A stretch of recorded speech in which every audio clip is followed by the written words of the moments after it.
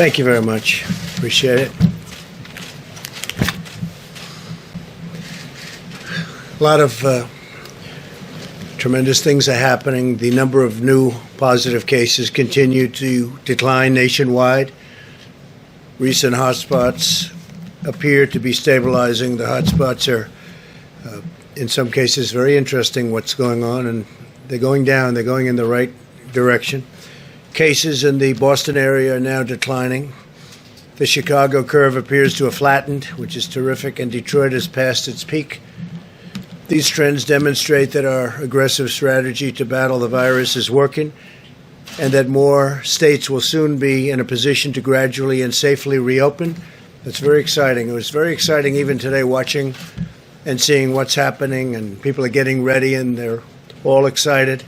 I do want to mention a man who's done a very good job for us. Dr. Robert Redfield was totally misquoted in the media on a statement about the fall season and the virus. Totally misquoted. I spoke to him. He said it was ridiculous. He was talking about the flu and corona coming together at the same time. And corona could be just some little flare-ups that we'll take care of. We're going to knock it out. We'll knock it out fast. But that's what he was referring to, coming together at the same time. And I think rather than waiting, I'd ask Dr. Redfield to come up and say a couple of words just to straighten that out, because he didn't say it was a big explosion. The headline in the Washington Post was totally inaccurate. The statement wasn't bad in the Post, but the headline was ridiculous, which is, as I say, that's fake news, and CNN is fake news like crazy, and they had just totally the wrong story, which they knew. They were asked to change it, and they wouldn't do that, and it was false. So I'll ask Dr. Redfield, who is a real professional, to come up and explain. Please. Thank you, Doc. Thank you, Mr. President. I really do think it's important to clarify this as we build the confidence of the American people. When I commented yesterday that there was a possibility of the fall-winter, next fall and winter, it could be more difficult, more complicated. When we had two respiratory illnesses circulating at the same time, influenza and the coronavirus 19. But I think it's really important to emphasize what I didn't say. I didn't say that this was going to be worse. I said it was going to be more difficult and potentially complicated because we'll have flu and coronavirus circulating at the same time. I want to emphasize that we continue to build the nation's public health infrastructure to ensure that we have the capacity to stay in the containment mode. Those of you who heard me talk before, I've told you that in January and February, up to February 27, 28, this nation had 14 cases. We were in the containment mode. And then, unfortunately, the virus overwhelmed where we got into extreme mitigation. We are building that public health capacity now to make sure that we stay in the containment mode for the upcoming fall and winter season. So we will not need to resort to the kind of mitigation that we had to this spring. I have confidence that our public health response of early case recognition that we've talked about, isolation and contact tracing, combined with our plans for increased surveillance, particularly for the most vulnerable, will be an effective public health strategy so our nation will be able to maintain itself in the containment mode. And again, that will be supported by the American public's continued cooperation, obviously in the areas of personal hygiene and the types of social distancing strategies that may be appropriate. The key to my comments, and the reason that I really wanted to stress them, was to appeal to the American public to embrace the flu vaccine with confidence. One of the greatest tools we have as we go through the fall, winter season that we're into is to get the American public to embrace the influenza vaccine and thereby minimize the impact of flu to be the co-respiratory disease that we confront. Thank you very much. Could I just be clear? Just to clarify. But I don't know what to follow up. He was misquoted, totally misquoted. He said they could come together. They didn't talk about that. And his whole purpose in making the statement was to get a flu shot so that next fall we don't have such a big season of flu. And we possibly won't. But as you said, it's possible if the corona even comes back, and he doesn't know that it's going to, and neither do I. We spoke at great length, and I think the doctor will speak if you'd like to continue, but we may have some embers, and we're going to put them out, of corona. But we may have a big flu season. But that's different. Flu is very different from corona. Can I ask you a follow-up question? Yeah, go ahead. Okay, sure. so Dr. Redfield, the Washington Post, which you did the interview with them, they quoted you as saying there's a possibility that the assault of the virus on our nation next winter will actually be even more difficult than the one we just went through. And when I've said this to others, they've kind of put their head back. They don't understand what I mean. We're going to have the flu epidemic and the coronavirus epidemic at the same time. Is that what you said to the Washington Post? Yeah, that's what I was trying to say to you just a minute ago, that the issue that I was talking about being more difficult, is that we're going to have two viruses circulating at the same time.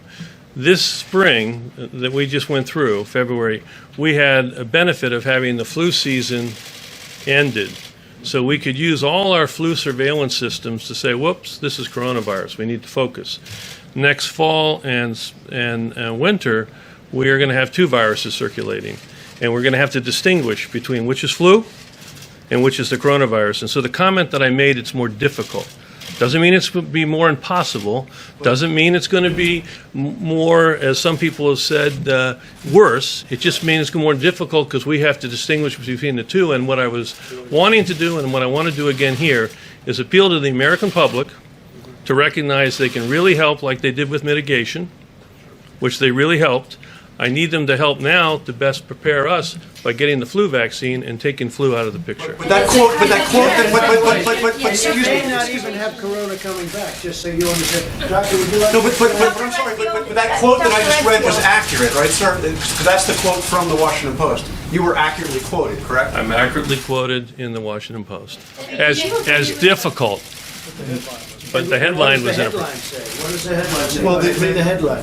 The headline says CDC Director warns second wave of coronavirus is likely to be even more devastating. And isn't that That's correct? not what he said. That's not what he said. But if you have the two things The happening, headline doesn't correspond. No, I actually think it's actually going to be, I think the American public is going to heed the request to relook at their vaccine hesitancy to vaccine with confidence for flu.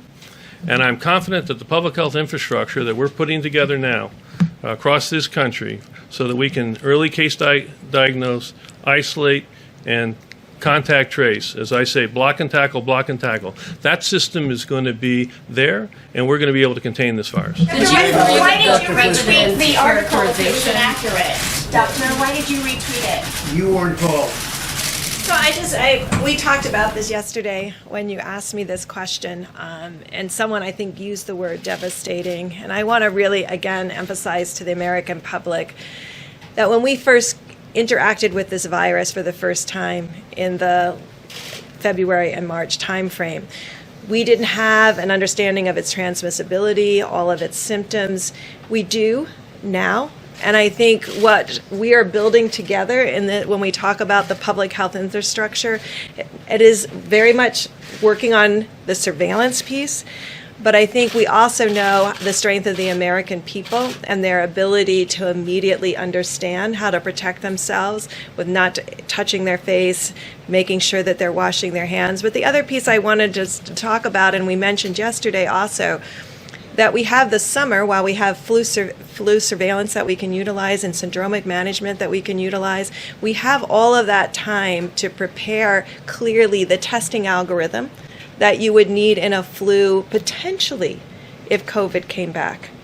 Potentially. And so we are preparing for that potential right now. And I think we spoke to you all about that and talked about how we're not only preparing for today and tomorrow, but we're preparing for 6 months from now, 3 months from now, and making sure that all of these pieces are in place. I think what Dr. Redfield clearly was asking for, just like we asked for every American to follow the guidelines, he's saying please add to that guidelines getting your flu shot and making sure you're When you say protected. there's a good chance that COVID will not come back.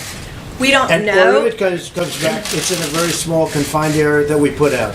Well, Go ahead. the great thing is we'll be able to find it earlier this time. And I think that's what we're talking about. We'll find those cases earlier. So what Dr. Redfield said, we would be able to stay in containment phase. And what we're also hoping, and we talked about this about 4 or 5 weeks ago, that we're hoping that the flu infections also go down because people are much more aware of respiratory illnesses and how to protect themselves. We want you to get your vaccine, but we also want to also protect individuals from getting the flu because of the vulnerability we know in certain populations to flu and the devastating outcomes to flu. We could prevent and decrease both of those things. So I think we are assured that the CDC is putting in place today what we are going to need in the fall so that we can stay in containment if potentially the virus comes back. And if it comes back, though, it won't be coming back in the form that it was. It will be coming back in smaller doses that we can contain. But what the doctor was saying, and I spoke to him at great length, he was saying if it should come back together, now you have a flu and you have the embers of corona. But in my opinion, from everything I've seen, it can never be like anything that we've witnessed right now. Would you say that's the correct statement? Absolutely. It's nothing like what we're talking about. What we've just gone through, we will not go through. You could have some embers of corona and you could have a big flu system. And if they combine, if they come together, it's not great, but we will not go through what we went through for the last 2 months. Yeah, Correct. President, Is that a correct statement? I understand that the United States will certainly be more prepared in the fall, but how can you say that you know it won't come back in the same level that it has today? What it is estimated, it might not come back at all, Jeff. It may not come back at all. He's talking about a worst case scenario where you have a big flu and you have some corona. And if it does come back, it's not going to come back. And I've spoken to 10 different people. It's not going to be like it was. Also, we have much better containment now. Before, nobody knew about it. Nobody knew anything about it. We understand it. Now, if we have pockets, a little pocket here, then we're going to have it put out. It goes out, and it's going to go out fast. We're going to be watching for it. But it's all possible. It's also possible it doesn't come back at all. I understand the containment, but I don't understand how you know it won't come back on a big scale. I didn't say it's not. I said if it does, it's not going to come back on anything near what we went through. But you could have a mess where they come at the same time. And if they come at the same time, the flu is not the greatest thing in the world, Jeff. It's not the greatest thing either. If they come at the same time, you have them both. But if we have embers of corona coupled with the flu, that's not going to be pleasant, but it's not going to be what we've gone through in any way, shape, or form. Yeah. If you don't think that it's going to come back at the same severity it is right now, why are you still directing that taxpayer dollars to spend an emergency procurement of ventilators, tens of thousands? Because we have to have them for other reasons. Something else could come. I mean, we didn't know about corona. Now we know about corona. But look at what happened. And now we did have the H1N1 swine flu. We had that. We have other things that have happened. We had various forms of flu, but nothing like what we've had here. Nothing at all like what we've had here with the virus. But something could happen. I think that the stockpiles, we're making hundreds of thousands of ventilators right now. Nobody writes about that. You know, at the one time, all they talked about was ventilators, right? Because you didn't think it was possible for me to solve that problem. And I solved it, and nobody can believe it. I just spoke to world leaders today who desperately need ventilators. They said, the job you've done, and we're sending 500 to Mexico, then another 500 to France. We're sending some to Spain. We're sending some